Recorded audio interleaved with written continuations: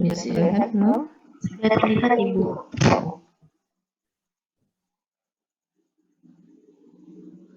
Ya. Nah, sebelum ini mulai, pertama-tama kita pahami dulu apa sistem informasi klinik ya. Nah, setelah kuliah ini kalian langsung explore ya. Jadi ada tugas kelompok untuk mengeksplor dan itu harus selesai ya. Kelompok ada berapa? Ada berapa orang? Ada berapa kelompok setiap kelas? Dibuat berapa? Ya. Untuk kelas A ada 5 kelompok itu. Ada 5 ya. Terus kelompok RKI? Izin menjawab, Ibu. Untuk RKI ada 5 kelompok. 5 juga. Oke. Ya sudah, nanti kita sesuai dengan kelompok yang ada ya. Oke, kita mulai saja bicara tentang sistem informasi klinik. Ini bagaimana kita bisa memahami seperti apa sih sistem pelayanan yang ada di klinik atau rumah sakit ya, menggunakan sistem informasi manajemen ya. Sistem informasi yang sifatnya nanti bahwa keunggulan atau penggunaan teknologi yang sekarang harus dilakukan. Jadi udah lagi nggak model apa tuh, kalau kita dokumentasi misalnya dengan manual ya, mungkin udah lebih ke arah bagaimana pemanfaatan teknologi ya. Kita lihat di sini kan bunyinya sistem informasi kesehatan itu berbagai hal ya. Nah, salah satunya adalah sistem informasi yang digunakan di klinik atau di rumah sakit ya. Nah, sistem informasi yang dimaksud di sini adalah proses penyimpanan dan pengambilan informasi dalam membantu kegiatan langsung kepada pasien ya. Kegiatan-kegiatan yang pada akhirnya memang untuk bisa mengoptimalkan pelayanan atau asuhan keperawatan kepada pasien ya.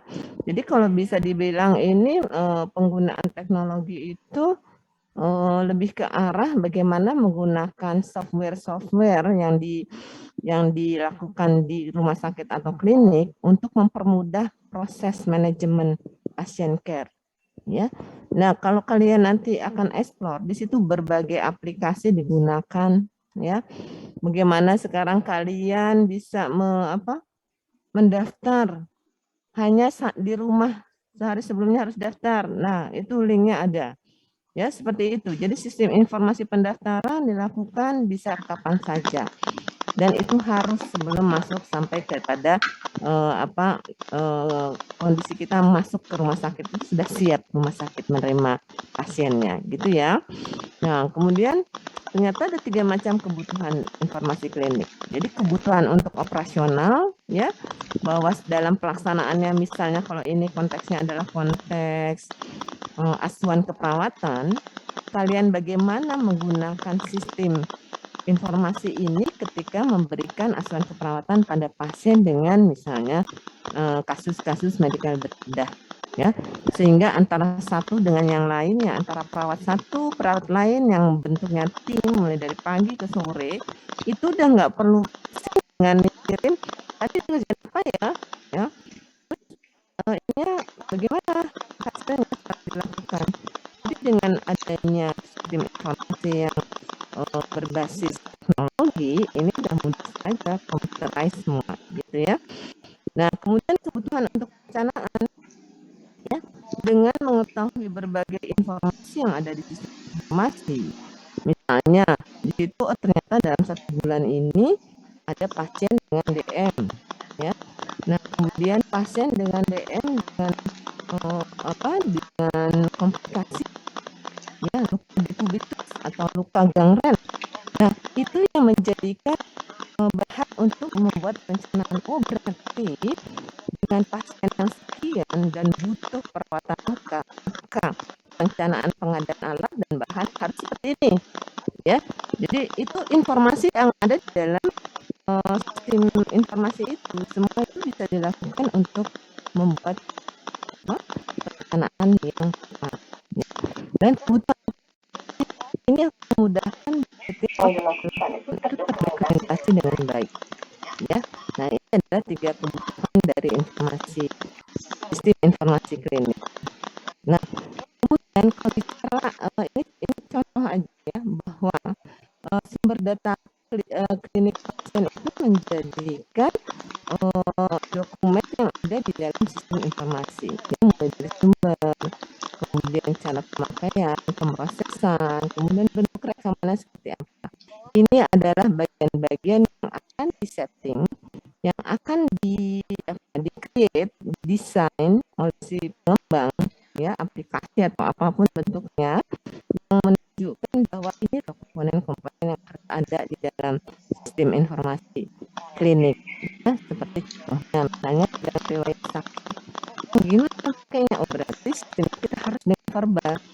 Tinggal mungkin dia ngomong apa kita catat, ya, bentuk teks dan frasa. Kemudian nanti kalau ada temuan, ya, temuannya seperti apa? Oh, ada validasi dengan observasi, catat lagi, ya. Kemudian temuannya dengan apa? Dengan alat. Oh, dengan alat apa yang kita lakukan dengan misalnya USG, ya. Kemudian gimana caranya monitor USG dari satu ke satu, satu ke dua, dan seterusnya, dan itu dimonitor sehingga diinterpretasikan hasilnya, ya, dalam sistem informasi, kemudian diinterpretasikan, maka oh, hasil USG ternyata menunjukkan seperti ini, dan itu bisa dicetak. Jadi kalau kalian bisa melihat bahwa hasil USG masuk ke dalam sistem informasi, nah itu data itu akan bisa dibaca oleh orang-orang yang berkepentingan. Kemudian kalau bicara cairan tubuh, berarti cairan tubuh ini sumbernya itu pemeriksaan misalnya, ya. Kemudian bagaimana pemrosesannya? Wah, ini dengan alat-alat tertentu yang bisa mengukur hasil lab itu, ya. Dan nanti nilainya apa? Numerik, ya. Berarti harus ada settingan bahwa untuk pemeriksaan cairan tubuh, maka yang harus ada komponen di dalam aplikasi itu adalah bagaimana menghitung ini apa yang harus tertulis di situ, ya. Kalau sekian hitungan sekian itu kita kategorikan apa, ya, itu semua di setting, ya. Nah, termasuk bagian tubuh, ya, misalnya pencitraan atau MRI, kemudian interpretasi gambar, teks, kode, diagnostik. Nah, ini bagian dari pencatatan, ya. Lalu rekam medik sendiri yang lalu, kartu mikroskopis, ya, kopi atau salinan, teks, kode, diagnostik abstrak. Nah, ini semua adalah hal-hal yang akan diperhatikan ketika kita membuat sistem informasi klinik, ya. Nah, sebagai penjabaran singkat saja. Nah, kemudian kalau kita bicara jenis sistem informasi klinis, ya, itu adalah sistem informasi pembantu diagnosis, ya. Jadi kalau bicaranya jenisnya apa? Informasi klinis, sistem informasi klinis. Oh, untuk membantu diagnosis apa? Diagnosis misalnya keperawatan, atau ini medis, diagnosis medis. Jadi bahwa ketika kita bicara bahwa sistem informasi ini akan membantu di dalam perencanaan asuhan, ya, ketika masuk semua data dasar, maka sistem ini bisa membantu, oh ternyata dengan data ABCD ini analisis peralatannya akan muncul beberapa alternatif, ya. Ini memudahkan perawat sehingga apa yang paling terlihat bahwa diagnosa sesuai dengan kondisi pasien, tanda gejala yang dirasakan, maka diagnosanya itu sudah bisa ditetapkan, ya. Nanti ketika sudah teridentifikasi diagnosis, maka akan muncul oh ini rencananya, ya. Misalnya ada apa ya? Misalnya kecemasan, ya. Nah, diagnosis kecemasan itu sudah langsung keluar intervensinya, gitu, ya. Intervensinya apa aja? Oh, berarti ginetas apa di situ, ya. Jadi nanti perawat tinggal melihat ini yang mana yang paling akuntabel untuk dilaksanakan. Tinggal contoh yang ini gitu, sesuai dengan kondisi pasien. Jadi sistem itu akan membantu mempermudah perawat untuk bisa menetapkan diagnosis, juga membuat perencanaan, ya. Jadi tentunya ketika meng-create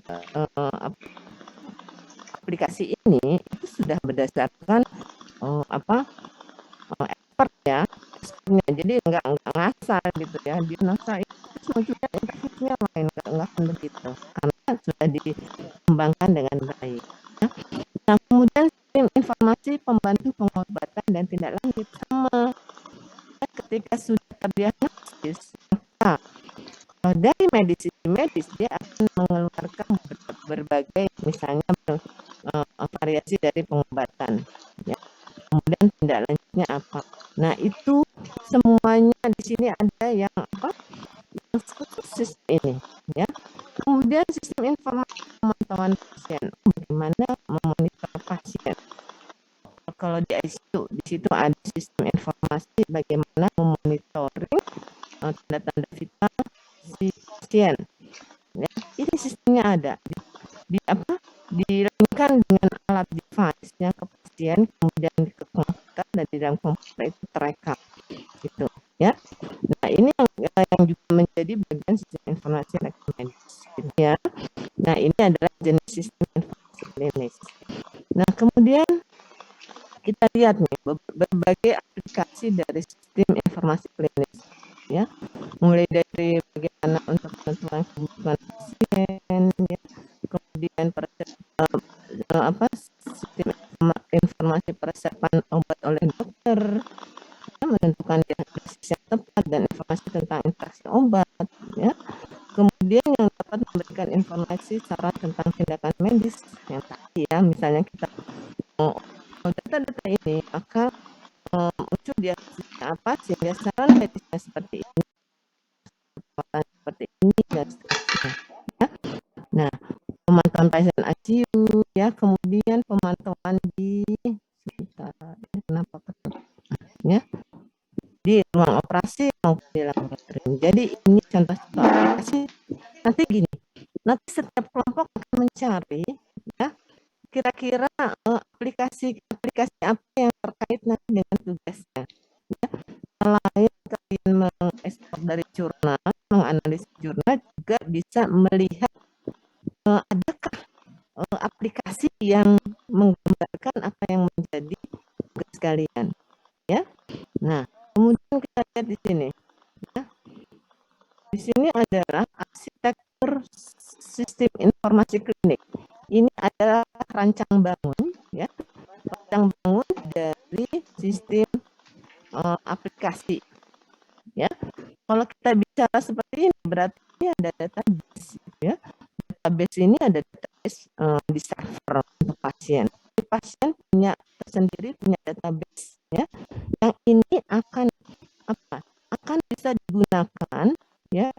Pertama dulu data entry ya. Jadi si pasien ini punya akun sendiri ya, punya data, punya punya istilahnya apa ya. Jadi dia punya tempat sendiri untuk setiap pasien, mulai dari pengkajian, ya. Kemudian hasil dari pemeriksaan penunjang, ya. Kemudian review dari dokter yang melibatkan. Nah, ini akan masuk ke dalam database, ya. Dari lab masuk ke database, farmasi database, modologi medis ya, modul, kemudian billing ya, biaya-biaya dan penelitian ini yang terkait. Jadi gini, ketika seseorang masuk ke rumah sakit maka dia punya nomor registrasi gitu kan. Kalian pernah ke rumah sakit enggak? Berarti kalau sekarang ini semuanya serba computerized. Kalian masuk pendaftaran, sudah di situ ada data lengkap, kemudian di print, nah di situ tinggal ditempel di status kalian dalam bentuk tempelan identitas. Jadi apapun nanti kalau misalnya ke lab, rujukannya sudah tinggal nempel. Jadi semua itu menjadi serba efisien. Ya. Masuk ke lab, nanti sudah ada nomor registrasi lab, setelah ada hasil dia tinggal masukin data di komputer saja. Ya, di masing-masing farmasi juga langsung ketika melihat bahwa ini berarti dia harus ngambil obat, nggak usah lagi kalau ini masih di dalam perawatan, masih di dalam rumah sakit, nggak usah pasien bawa-bawa, keluarga bawa-bawa resep, ya. Kalau SI-nya sudah bagus, maka farmasi sudah langsung dapat. Oh, si Agus nih, ya, ternyata mendapat resep dari dokter obatnya ini. Farmasi yang nyiapin, ya. Nanti tinggal didistribusikan ke pengembang. Ya, kemudian hasil biologi juga gitu. Masing-masing di setiap stase, di setiap bagian itu akan bisa melink satu komputer hanya dengan satu klik. Nah, itu akan muncul database pasien. Kamu masukkan registrasi, keluar database pasien, ya. Dan data semua ini bisa digunakan untuk penelitian, ya, atau membuat perencanaan. Ternyata totalitas dari pasien yang masuk ini karakteristiknya, nah, ternyata di situ berapa yang infeksi, berapa yang non infeksi, ya, jadi jenis penyakit. Dan itu akan sangat bermanfaat oleh rumah sakit atau klinik, sehingga sistem informasi klinik ini menjadi hal yang penting untuk dikembangkan, ya. Kalau kita hanya mengandalkan manual saja yang out of date, itu pengembangannya mungkin akan sangat terhambat gitu, ya. Jadi tidak mengikuti teknologi. Nah, ini yang lain lagi. Nah, ya. Kemudian ini data klinik data repository. Jadi sama ini database, ya. Database ini bisa digunakan untuk monitoring, ya. Kemudian bisa digunakan oleh mesin alat, ya. Dia bisa melihat kebutuhannya seperti ini. Nah, kemudian pengetahuannya, kira-kira butuh pengetahuan apa, ya. Kemudian kira-kira dokternya mesti gimana, ya, menerima informasi ini. Si usernya, ya, semuanya ini hanya dengan database di sini, ya, bahwa di dalam clinical database, di repository yang ada di klinik itu kita semua bisa akses. Kita yang memiliki ini, ya, hak dan wewenang untuk mengakses. Jadi tidak semua orang bisa mengakses ini. Tentunya yang memang sesuai dengan tanggung jawabnya, ya. Nah, ini adalah sifatnya database yang ada, server yang ada di computerized, ya, yang bisa memberitahu, yang bisa mengingatkan, ya. Kalau ini misalnya bahwa klinika data ini berguna untuk bisa monitoring pasien akan bisa melihat kapan ya saya harus kontrol pasiennya seperti ini, terus kira-kira ada nggak saran dokter, ya. Nah, ini semua bisa dilakukan hanya dengan membuka satu device, gitu, ya. Nah, inilah bentuk dari penggunaan teknologi yang kemudahan kita memberikan layanan, ya, pelayanan yang ada di klinik maupun di rumah sakit, ya. Nah, jadi kalau dilihat informasi klinik, ternyata ini semua membutuhkan, ya. Jadi mulai dari dokter, perawat, administrator, pasien sendiri, ya, kemudian bagian keuangan, ya, kemudian record, researcher. Jadi ini semuanya adalah yang dimanfaatkan dari sistem informasi ini, ya. Jadi dengan hanya satu sistem, semua bisa tertangani, semua mendapatkan informasi dan cepat pastinya.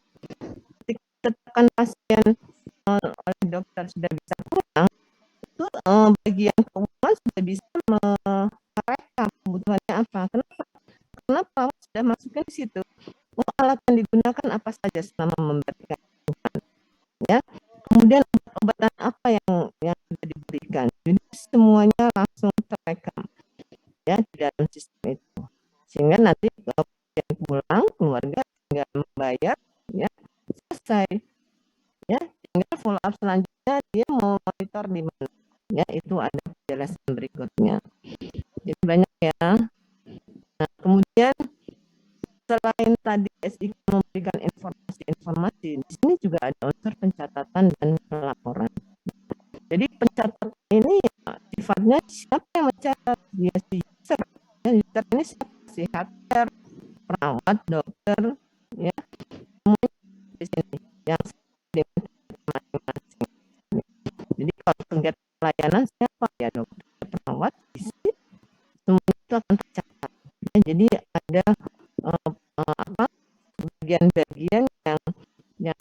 catat sesuai dengan template-nya masing-masing, ya, termasuk yang ada catatan keuangan, logistik, ya, kemudian pegawai siapa aja yang terlibat di situ. Ya. Nah, ini semua adalah catatan-catatan yang nantinya akan bisa dievaluasi, ya, sehingga kalau ada bagian dari mutu, ya, bagian mutu atau penjaminan mutu, dia akan melihat sistem ini, dia akan bisa menilai satu persen, ya, bagaimana kerjanya, ya, bagaimana perencanaannya, bagaimana evaluasinya. Nah, ini yang akan jadi bagian dari dokumen pendukung untuk bisa memantau bagi si penjaminan mutu. Ya, jadi ternyata sistem informasi kesehatan ini yang diterapkan di klinik atau rumah sakit itu menjadi hal yang sangat penting. Ya. Nah, kemudian seperti apa sih yang biasanya digunakan untuk pencatatan? Biasanya ada buku register penerimaan pasien. Ya. Buku register penerimaan pasien ini dalam bentuk apa? Ya, apakah buku? Karena ini sistemnya teknologi digital, tentunya buku register yang ada itu serba digital. Ya. Jadi ada yang penerimaan pasien, kemudian ada data-data induk, ya, kemudian ada data-data harian. Ya, semua ini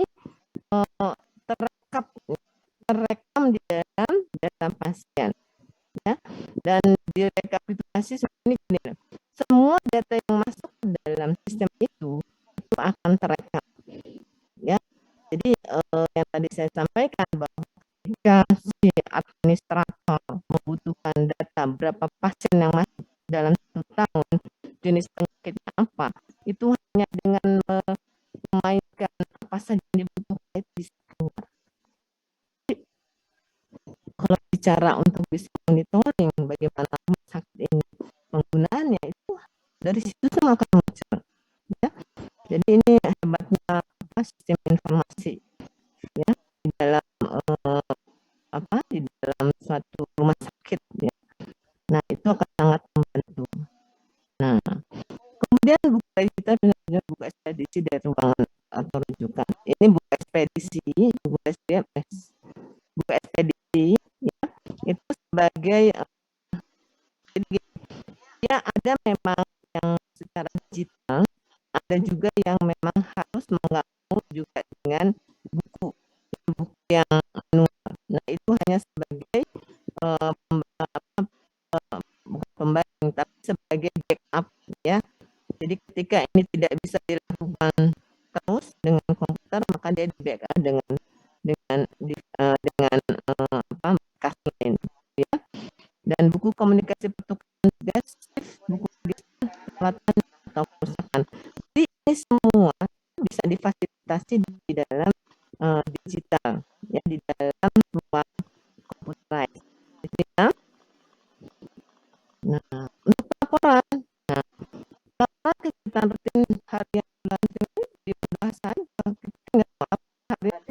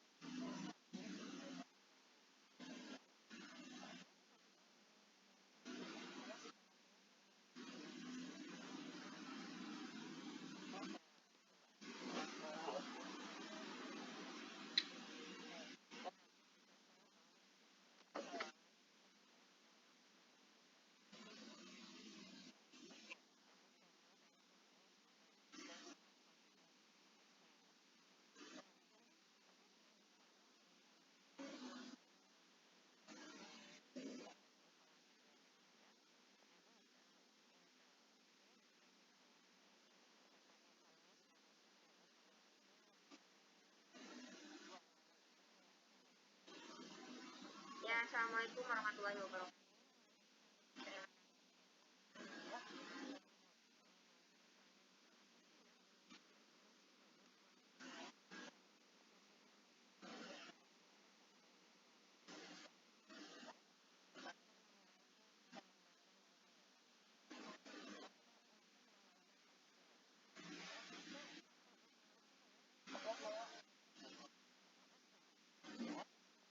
Kalian coba ambil satu kurma satu sampai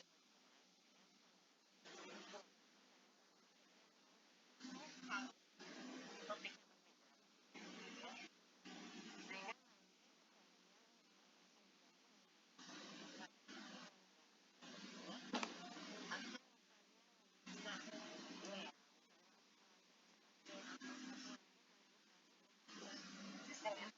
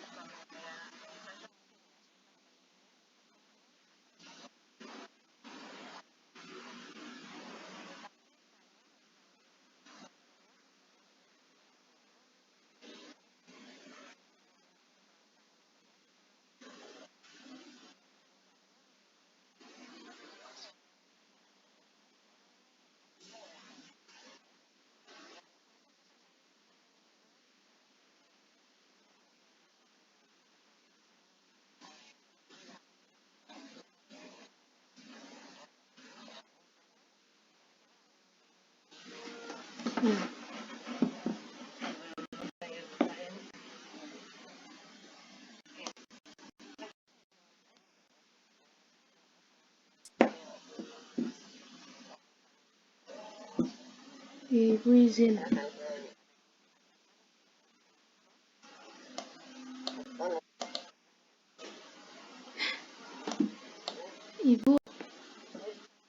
Ibu, mohon maaf. Ya, izin Ibu Naswa, mohon maaf. Mau bertanya mengenai tugas Ibu. Untuk tugasnya itu nanti dikumpulkannya berupa makalah, PPT, atau hanya resume saja sedikit. Itu Ibu.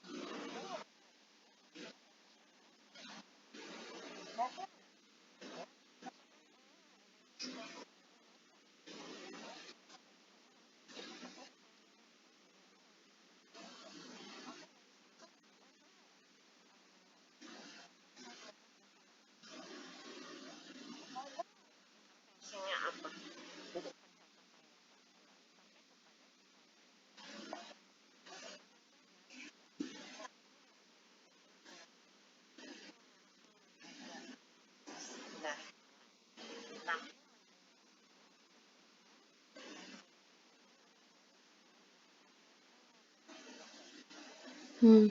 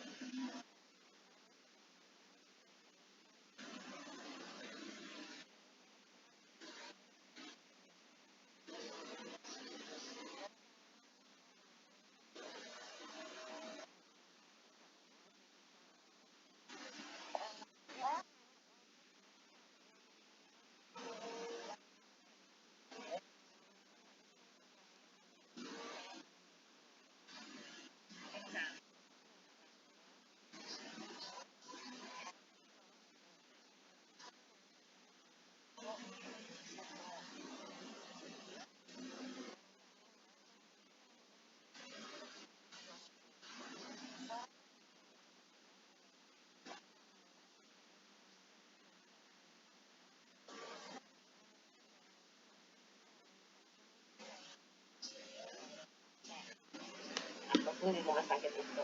Gitu ya.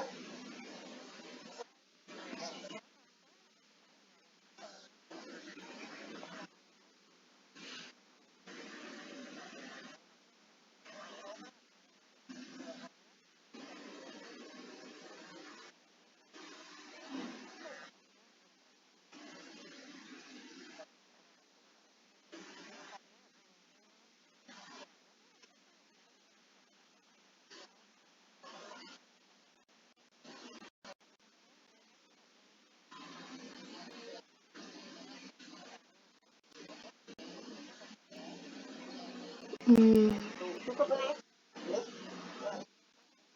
Iya, Ibu.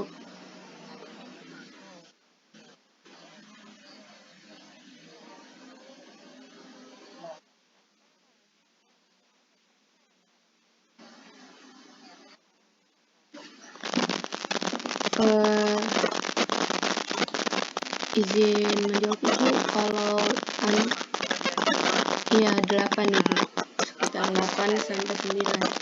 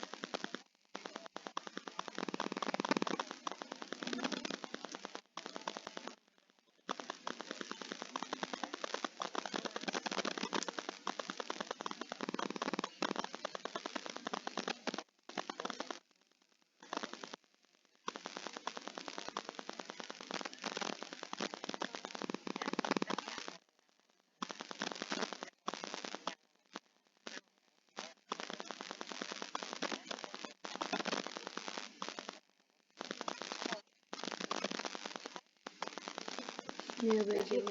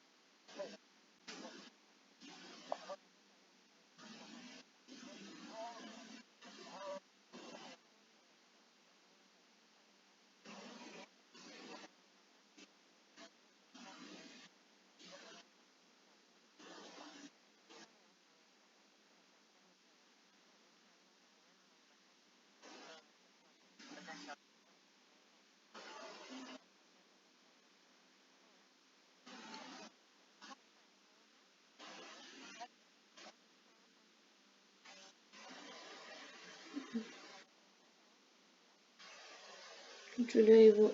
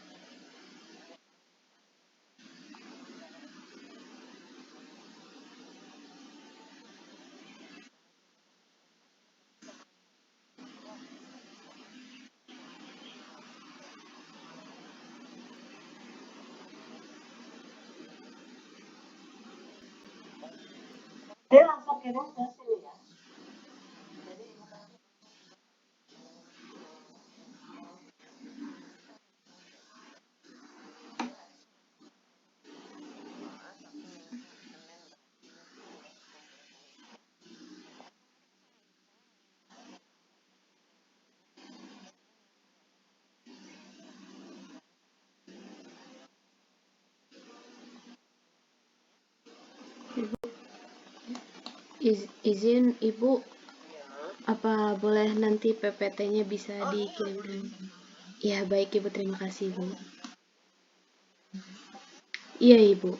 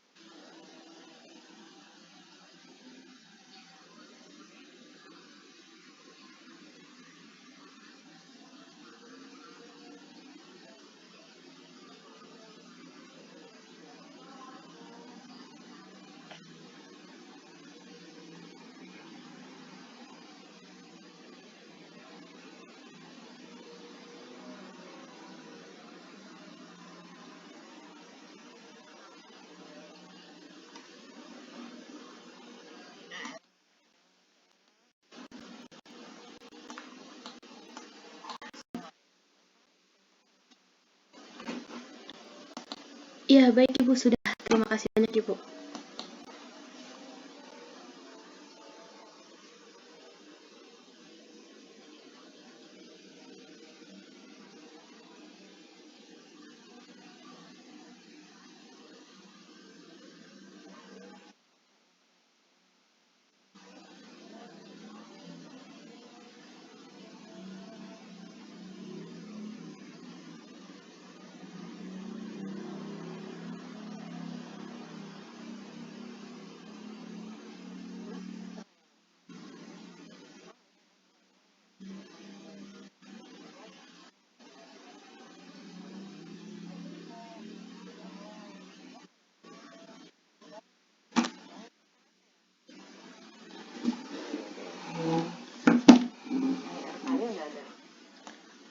Mohon maaf Ibu.